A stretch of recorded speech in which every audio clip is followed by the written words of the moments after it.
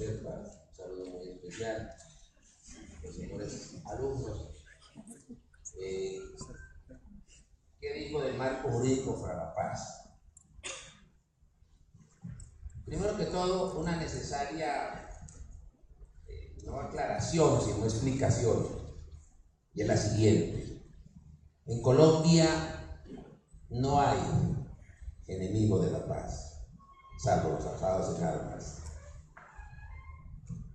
Porque creo que no hay familia, no hay persona en Colombia que no haya sufrido los rigores de la violencia, ofrendando su sangre o la de los suyos, ofrendando su libertad o la de los suyos, ofrendando su propiedad o la de los suyos.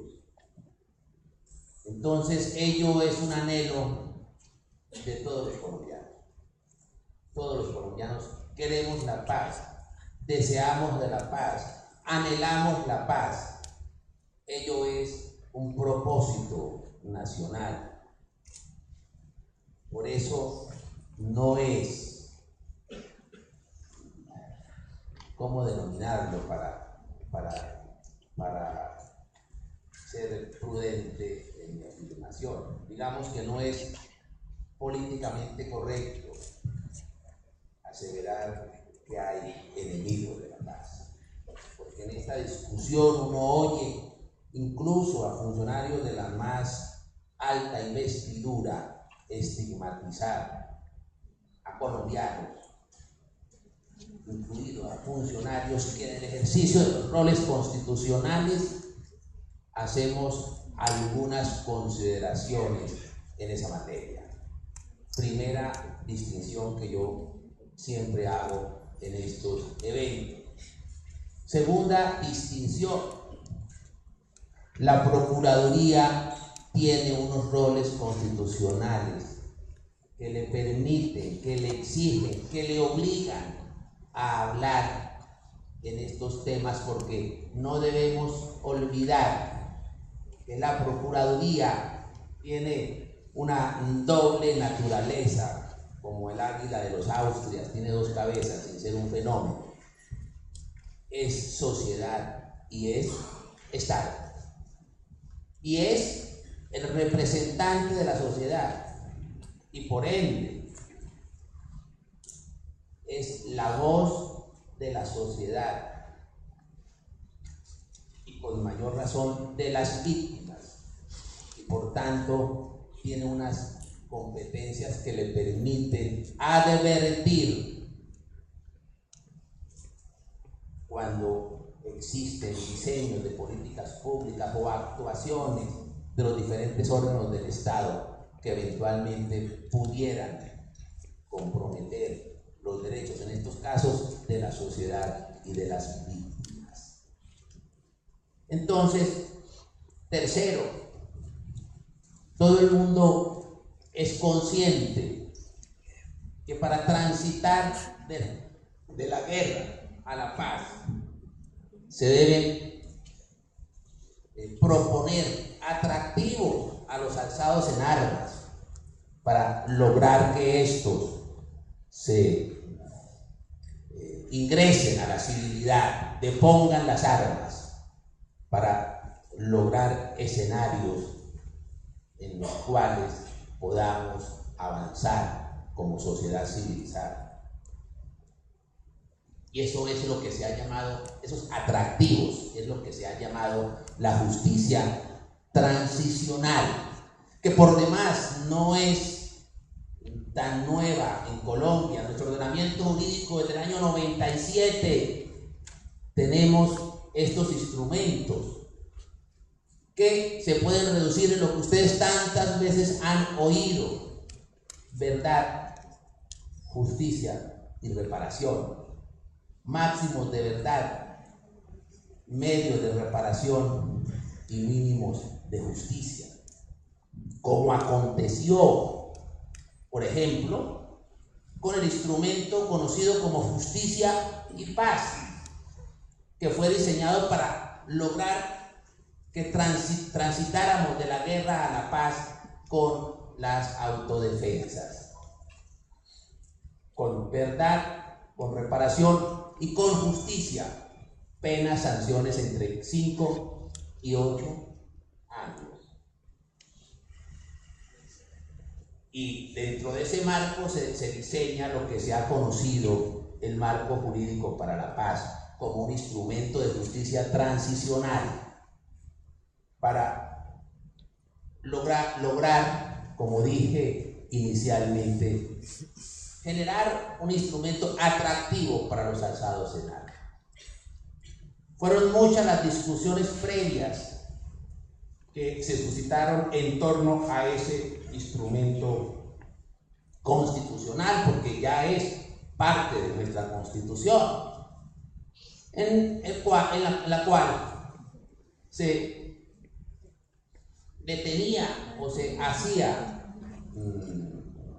hincapié en la investigación de los máximos responsables de los delitos de lesa humanidad, de los crímenes de guerra y de los delitos de lesa humanidad. Pedagógicamente, ¿qué era en últimas o qué es en últimas lo que señala el marco jurídico para la paz? Que se escogerían algunos delitos. De esos delitos, algunos responsables. De esos responsables, los máximos responsables de los delitos internacionales ya referidos, lesa humanidad, crímenes de guerra y genocidios, para que fueran investigados y sancionados. Y la parte que más suscitaba controversia era que esas personas podrían beneficiarse de la suspensión de la ejecución de la pena, es decir, no pagar un día de cárcel, en plata blanca, para que entienda el común de los colombianos, no pagar un solo día de cárcel. Y a su turno se renunciaba a la persecución judicial de los delitos que cometieran los alzados en armas. La Procuraduría ahí intervino como representante de la sociedad ante la Corte Constitucional y dijo 3 cosas: que los aspectos demandados, que el hecho de beneficiar a los responsables de esos delitos con la suspensión de la ejecución de la condena atentaba contra la verdad, contra la justicia, contra la reparación. Implicaba un fraude a los compromisos que Colombia ha asumido en materia internacional, que implicaba desconocimiento a la verdad, a la justicia y a la reparación, porque si se renunciaba a la persecución judicial, ¿cómo encontrar la verdad? Si se renunciaba a la persecución judicial, ¿cómo llegar a la justicia? Lo mismo a la reparación. Resumiendo el argumento, debate que se realizó muy intensamente, tanto en el escenario legislativo como en el escenario constitucional. Ese debate, y es lo que yo quiero decir, internamente ha finalizado. ¿Por qué razón? Porque nuestra Corte Constitucional ha proferido la decisión. ¿Y qué ha dicho? Precisamente que no podrá haber suspensión. La parte más, dijéramos, relevante, y si se quiere, la parte más controversial que suscitó controversias en su momento, pero que no podrían los máximos responsables beneficiarse de la suspensión de la ejecución de la condena, porque eso en última serán amnistías o indultos con otras denominaciones. Y vuelvo y repito, internamente ello ha concluido. Y eso lo debe entender la FARC, que no pueden beneficiarse de la suspensión de la ejecución de la condena. Nadie está hablando que los guerrilleros rasos sean judicializados y sean condenados. Ellos pueden beneficiarse, y en los términos de la justicia transicional, quienes no sean los máximos responsables pueden beneficiarse de amnistías y de indultos, pero los máximos responsables no. Ni en el derecho interno ya hay decisión de la Corte Constitucional, ni en el orden internacional. Si se pretende, y vuelvo y repito, voy incluso a hacer más claro, eso debe tener claro la FARC, pero lo debe tener claro el gobierno, y lo debe tener claro el señor fiscal general de la Nación, y creo que ni uno ni otro lo tienen claro. Y es que dije que internamente, pero internacionalmente de manera idéntica, las obligaciones que internacionalmente Colombia tiene exigen de una manera absolutamente clara y transparente que esta clase de delitos, que los responsables de esta clase de delitos, de genocidio en sus 5 modalidades, de los crímenes de guerra en sus 12 modalidades, en sus 16 modalidades, y que los delitos de lesa humanidad en sus 12 modalidades no puedan beneficiarse ni de amnistías, ni de indultos, ni de los beneficios como la suspensión de la ejecución de la condena, y que si eso acontece se habilita la justicia internacional. Me remito al artículo 7, 8, 17 y 20.3 del Estatuto de Roma, que incluso si hay decisiones judiciales internas, con el pretexto de sustraer la responsabilidad de los responsables de esos delitos, se habilita inmediatamente la jurisdicción de la Corte Penal Internacional. Corte Penal Internacional, muy bien. Yo le pido 4 minutos. 4 minutos. Sí. Como no vinieron. Muy bien. Entonces, 12 minutos, 4 minutos, sí, más 16. Claro, y también obviamente tendrá los 16 minutos. Muy bien. 4, dice Luis. Sí, como no vinieron el doctor Wilson, entonces vamos a afortunadamente no vinieron, podemos hablar de más. Más tiempo. Bueno, sí,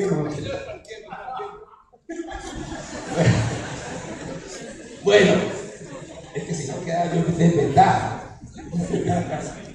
Bueno, entonces mire,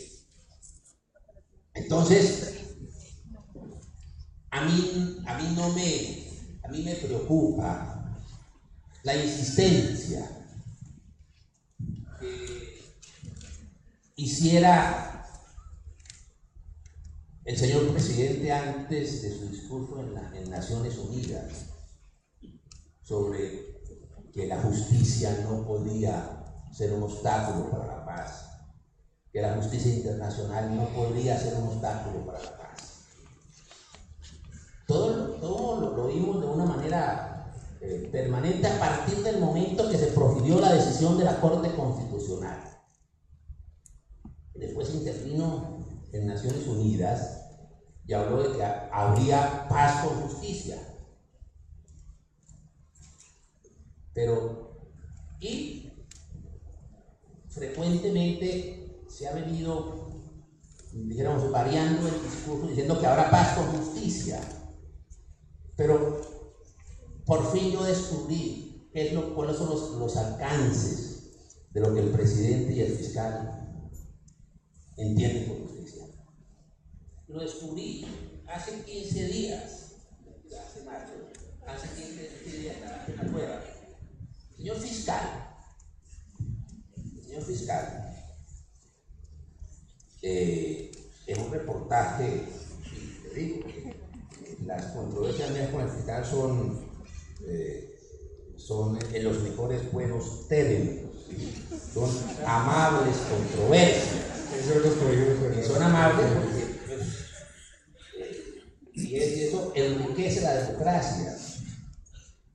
No puede pensarse en esos unanimismos que hacen incluso a veces cometer hierros dramáticos en el conglomerado social, cometer terribles errores en las decisiones políticas. Decía Ortega y Gasset que el unanimismo nauseabundo generaba errores graves en las decisiones políticas.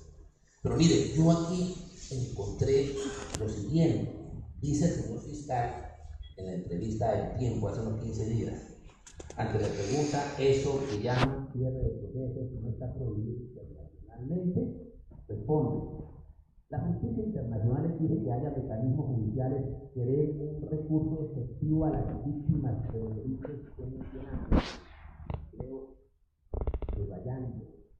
Estos recursos requieren que hayan castigos para algunos responsables, pero eso no es sinónimo de privación de la libertad.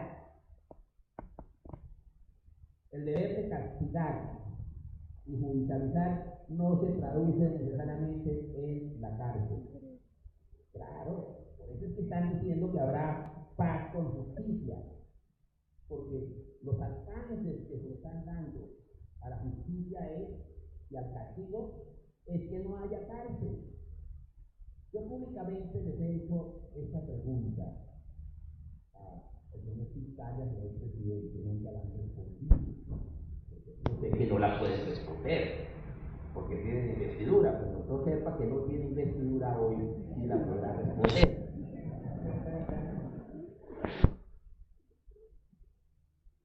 Cuando se está hablando de la paz con justicia, se está pensando en que el partido no implique privación de la libertad. Y eso es así, y el país lo tiene que saber, lo debe saber. Y yo ahora ya de sobra a tiempo, con prudencia y con imprudencia, me encargaré de recordar esa pregunta. Porque lo están ya diciendo, lo están diciendo públicamente, que el castigo no puede pensarse que sea con privación de la libertad. Eso es un atentado a las víctimas. Eso es una paz no sostenible. Eso es sacrificar a las víctimas en el altar de la impunidad. Eso es impunidad. Pero con consecuencias dramáticas. Y nosotros debemos tener memoria. ¿Qué pasó en el inmediato pasado en Colombia? Hubo un proceso de paz en el 86, con la misma paz. Hubo amnistía, hubo indultos. Se creó un partido político. Alternaron la forma de lucha. Las víctimas tuvieron a frente a sus victimarios, no solamente perdonados y no pugnados. Y pasó algo que no puede volver a pasar, que los particulares se tomaron la justicia por sí mismos. ¿Por qué? Porque se sacrificaron las víctimas. Muy bien. Gracias.